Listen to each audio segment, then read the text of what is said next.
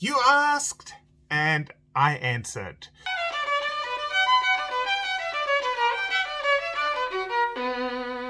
So recently I put out a call for you guys to ask questions, and today I'm going to answer them. But there's an awful lot of questions. You guys, it's so great. I really appreciate the really clever questions that everyone's asking. And so I'm going to try and answer as many of the questions as possible. So this is going to be close to 40 questions. So I'm going to attempt to answer 40 questions quickly. Here we go. Alexander. Hi Olaf, I've been wondering what makes a student instrument a student instrument. Those instruments are usually made a little bit cheaper, so they are a little bit cheaper. So usually student instruments, you're looking around maybe less than $1,000, but you know, some student instruments can also go right up to $3,000. And then it kind of goes to intermediate instruments. Don, how to spot a fake instrument, as there are many for sale. What are things to look for in a genuine instrument? Very difficult, Don. If the instrument has a Stradivarius label, it's probably a fake. I have a genuine Stradivarius violin. You know they made millions of copies in Germany. Hey, but it's definitely genuine. For me, it's over 30 years of experience as a violin maker, and so I can tell instruments very quickly, but that's not going to be quite as easy for you because you first have to get that experience. So it's a really difficult one and not easy to answer. Look at my 7 Essentials book, and that can help you a little bit. And get a second opinion, very important. Florian, when buying a new instrument, which should I choose first? Violin or bow? Personally, I think the violin, and then you choose a bow. Now I've got a bunch of questions on instrument making. Jeff, do you think modern polymers and composite materials will ever surpass wood for top quality violins and bows? I personally don't think so, but you never know.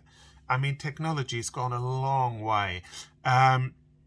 But there is something, you know, there's a type of brilliance that I can hear, especially on the top plate of an instrument, that I haven't been able to hear in carbon fiber and other polymer instruments. And there's also the winter and summer grain, and maybe they can try and copy that. But it's going to be very difficult because it's kind of the timber structure that gives the sound that brilliance. So personally, I think it's a very long way off. But there are some good carbon fiber instruments. I just consider them to be different instruments, a little bit like an electric guitar and an acoustic guitar. How often do I make a brand new violin rather than repair? Not often enough. I wish I was making 1 violin a year, but at the moment it's less than that, which is kind of sad. Why do so few violins have a darker colored varnish?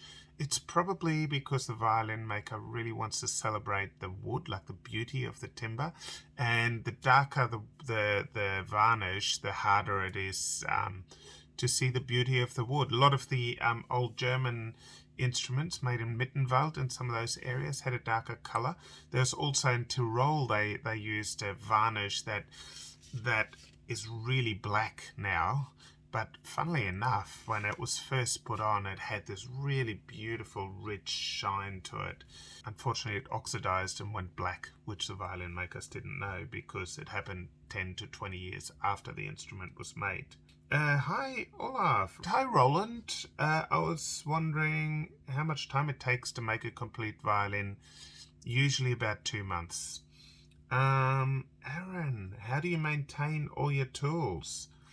Yes. How often do you sharpen your planes, knives, scrapers? Not often enough, but I try to sharpen them regularly. They need to be super sharp to be able to use them. But I try and regularly maintain my tools. I try to sharpen my tools about twice, like my carving knife and a couple of chisels. I try and sharpen once to twice a week. Planes, probably once every 2 weeks, depending on how much I'm using it. If I'm using it a lot, it'll be once a week or even every 3 days. Yeah, so yes, tools always need to be maintained. Also, if you don't use a tool for a while, it can go rusty. Now, I've got some varnish-related questions. Does varnish or color affect the sound of a violin? Not really, unless the varnish is really stiff and hard, and actually stops the wood from moving properly.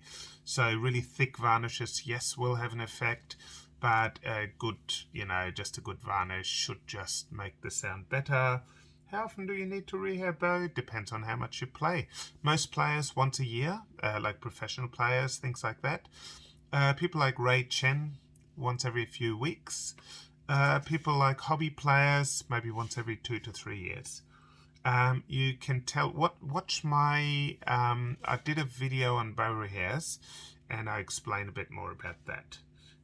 Repairs, Haley. Hello, Olaf. Hello, Haley.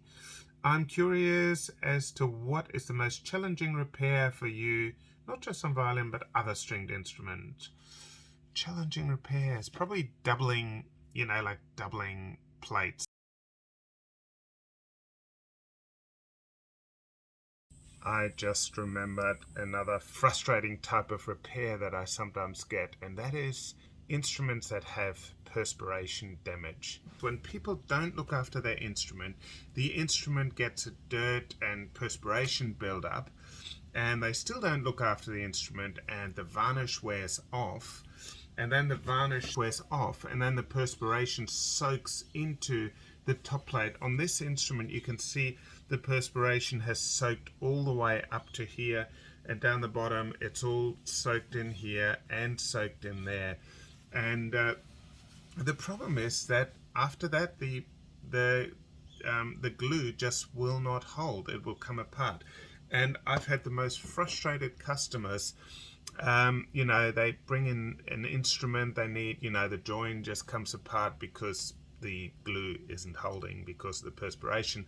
So years ago, I would re-glue it for the clients, and then the client would think that I did a really bad job because the instrument's coming apart again, but the glue just doesn't hold. So to do it properly, you literally have to carve away. You have to double the edges. So you have to take away half of the thickness of the plate, and you carve that away, and then you fill it with, then you put a new piece of timber over the top of that, and then so it's like a major repair. It's super tricky, super difficult, and it all could have been prevented if the instrument had been looked after. And so that is by far my most frustrating type of repair. Stephanie, what is the most damaged instrument you've repaired? Look, I've had some pretty bad ones. I did actually, I put one on there, a cello that someone fell on. I think I've got a video of that. That was pretty impressive. That was a big repair. I did receive a call from a lady a few years ago, and she was a bit flustered about something, and she'd had like an altercation, like with someone, a work colleague or something, and she put her violin, she leant it against the back of the car, and she was so flustered that she forgot it was there and then reversed straight over it. Now that violin is in so many pieces that I would deem that unrepairable because it would never sound the same. Also, it is not an instrument that would have been worth repairing. So that was very impressive. Emma, most memorable instrument I've worked on. I like instruments with stories.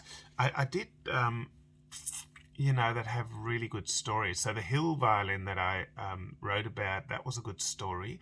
Another one was one that was owned by a Swedish sailor. So he's Swedish sailor sailing along the coast of Eastern Australia, fell in love with a daughter of the lighthouse keeper. They married. They lived in Australia happy ever after. He ended up becoming harbour master for Sydney Harbour, and I restored his instrument, and he actually, never do this, inscribed his name on the back of the instrument. Wasn't very happy, but you know, it happened 100 plus years ago, so couldn't really say much about that.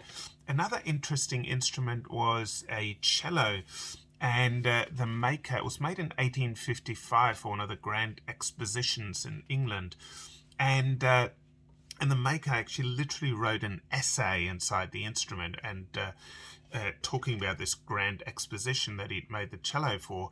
And I had to repair it, and I had to repair it carefully because there was a crack right through where he'd written that inscription, and so I had to put these cleats on so carefully that I wouldn't damage the inscription he'd written. And interestingly enough, that instrument is still owned by a descendant of the maker. So it was made in 1855, and I worked on it 2018, 2017, something like that. And that inscription, I think I might have posted something on Facebook, but that inscription is still there, and it's still owned by a family member in Sydney. Pretty cool. Have a question. Is the violin bridge different for each violin? Well, height is different depending on the neck angle, and then I try and adjust the string action above the fingerboard for the player. So if the player's got little tiny hands, I try to bring the strings a bit closer to the fingerboard, and if they've got solid hands, I do like the standard measurements. And the width is very similar. It depends a little bit on where the bass bar is placed on the instrument, but I do adjust, like I literally make each bridge individually, and I choose the timbre of the bridge individually for each instrument to optimize it. And that takes years of practice. I've been doing this for 32 years, so lots of practice. Okay, got some questions about tools. Amanda, I've seen Luthier's tools being restored. Do you do the same? Occasionally. You know, sometimes I like finding old English tools, like at markets or second-hand shops, and I try and restore them. So that's a lot of fun. I've got this one chisel here,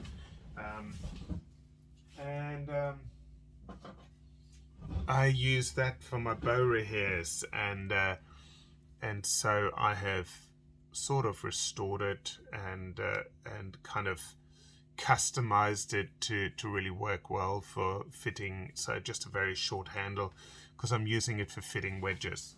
But I do also like really good tools, like Japanese folded steel is just good folded steel. You know, it's just so much better. Brendan. Oh, this is a long question. Hi, Brendan. It's all about how things affect the sound.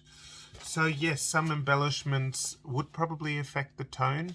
Did you see some of Stradivarius's violins, especially his earlier ones, had some incredible inlay work on the back and on the sides? But I think it didn't affect the sound too much. If you cut the purfling too deep, that's not a good thing. And then like different things, like if the scroll affects a tone. If you make the scroll too heavy or too light, it's not good. The tailpiece, like a heavy tailpiece, affects the tone. So everything does affect the tone in some way. You've just got to make sure that you do things in a way that it affects the tone positively. What is the cheapest and easiest way to improve the sound? Good strings. What are your opinions on using gut strings? Well, look, gut strings work brilliantly for many years.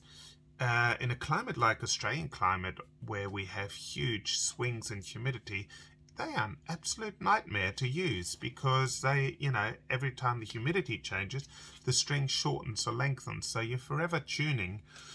So I really like nylon strings. How much negligent exposure can carbon fiber violin take? I think you can go swimming with a carbon fiber violin. So, but I also think a carbon fiber violin is a different instrument. Like I said that earlier, like an electric guitar is different to a normal guitar. So it's a totally different type of sound. You're missing some of the brilliance in the tone. There's sort of a flatness. It's a tough one because our hearing has been thanks to MP3s and things like that, where the sound that actually comes from an instrument gets, that the top and the bottom gets chopped off to make the file size smaller. We're already, hearing things like when they record it nowhere near as well as they sound originally. Is it okay to keep a violin out of the case? I wouldn't do it, never. Except that I have a shop full of instruments and they are all hanging up all the time. Thanks for all your questions. I hope I answered your question. Some questions will be answered with videos, like there's a few videos I still want to make. Lots of videos I want to make, but I always appreciate your questions. Apart from that, keep having fun playing. If you're a player, play stuff you enjoy when you get time. Don't just practice all the time. Play the music you love to play. Keep having fun playing and keep making beautiful music. Thank you so much for watching. Remember to like and subscribe. Hit the bell, because when you hit the bell, you find out every time I post a new video. And I'll see you guys next time.